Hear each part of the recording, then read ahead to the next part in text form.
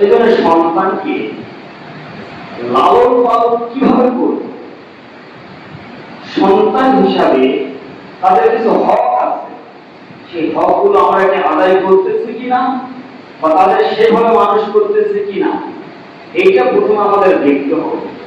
যদি আমরা আমাদের সন্তানকে সুসন্তান বানাইতে চাই, তাহলে অবশ্যই তাদের হকগুলো আমাদের আদায় করতে হবে। পরবর্তী টাইমে, নেক্সট টাইমে আমি যখন বৃদ্ধ হব, আমার সন্তান পিতামাতার হকগুলো আদায় করবে, এই আশা আমি রাখতে পারি। আমি যদি আমার সন্তানের হক সঠিকভাবে আদায় করতে না পারি, অবহেলা করি, আদায় না করি, তো বৃদ্ধ বয়সে তার মানুষ দেখবেই না। বৃদ্ধ বয়সে আমাকে তো ভয় দিবে, আমার অবাধ চলে যাবে।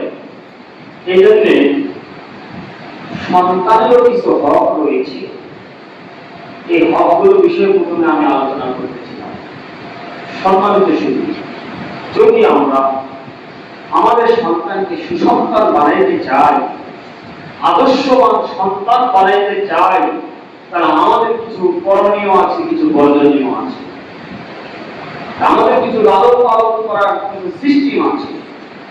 যদি ইসলাম শাসিত ধর্ম, কিয়ামত পর্যন্ত ইসলাম যে নিয়ম করে দিয়ে গেছে, এর মধ্যে কোনো পরিবর্তন হবে না।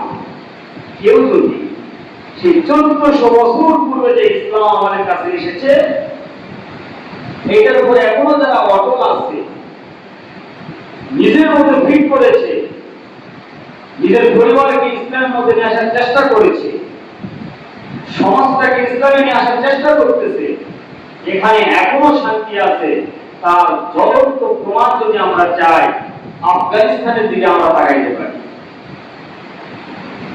একমাত্র এখন বর্তমান সময়ে আফগানিস্তানেই চলতেছে ইসলামী নিয়মকানুন। বর্তমান সৌদির যে সরকার, সেও কিছু ইসলামী নিয়মকানুন থেকে বের হয়ে গেছে, গানের কনসার্ট করতেছে, বেপরদায় মেয়েদেরকে নাচাচ্ছে সৌদি। কিন্তু আলহামদুলিল্লাহ আফগানিস্তান এই দিক দিয়ে খুব কঠোর। মেয়েরা পর্দাবিহীন বের হতে পারবে না, গানের কনসার্ট তো দূরের কথা। এই জন্য তো আমেরিকার মাথা ব্যথা ছিল সৌদির উপরে না, যে আফগানিস্তানকে কিভাবে দখল করা যায়। আফগানিস্তানের মুসলমানের যে ইমান, এদের অস্ত্র ছিল না, শুধু ইমানের তেজের কারণে তারা জানে যে আমরা মরণে শহীদ। এই আশা নিয়ে যখন যুদ্ধের ময়দানে নেমে পড়ছে, আলহামদুলিল্লাহ আফগানিস্তান আল্লাহ বিজয়ী দিয়ে দিয়েছে। অস্ত্রের জোরে তারা কিন্তু বিজয় হয়নি, ইমানের জোরে বিজয় হয়েছে। তাদের কাছে একটা পরমাণু নাই, তেমন ভারী কোনো মিসাইলও ছিল না, কিন্তু ইমানি প্রেরণ ছিল তাদের উপরে। আল্লাহ পাক তাদের বিজয় দিয়েছে। সম্মানিত সুধী, এই জন্য এই ইসলাম এখনো দেখবেন, যারা নিজেদের ভিতরে চেক করতে পারবে, সে এক ধরনের শান্তি পাবে। কেননা ইসলাম মানে শান্তি। আপনি যদি 5 ওয়াক্ত সালাত ঠিকমতো আদায় করেন, আপনার সম্পদ আছে ঠিকমতো আপনি যাকাত দেন, আপনি ইবাদত বন্দেগীর মধ্যে আল্লাহর জিকির আজকার মধ্যে সময়গুলো কাটান, দেখবেন আপনি দিলের দিক থেকে একটা প্রশান্তি পাবেন।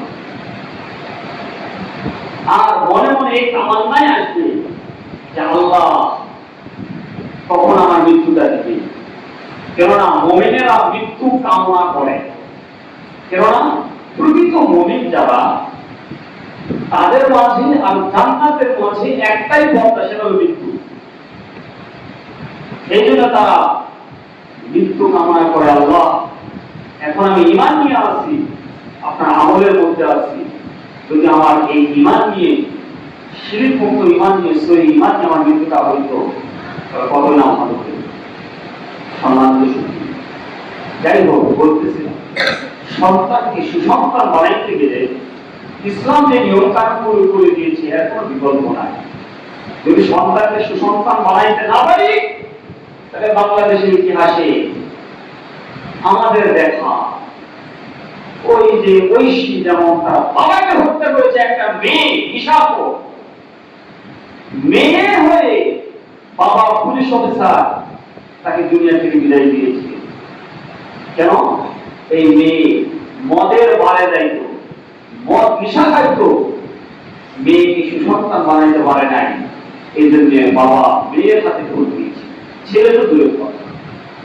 এই তো কিছুদিন আগের কথা, 2-4 মাস হবে, সম্ভবত নাটোর নলগাঁয়ের ঘটনা, যে একটা মেয়ে তার বাবাকে হত্যা করে ত্রিপুর লাইনে ভোট দিয়ে বলতেছে আমি আমার বাবাকে হত্যা করেছি, আমাকে গ্রেফতার করে। যখন মেয়েটাকে ধরে নিয়ে আসছে, তার ছবি ভাইরাল হয়ে গেল যে মেয়েটা স্যুট পরে আছে।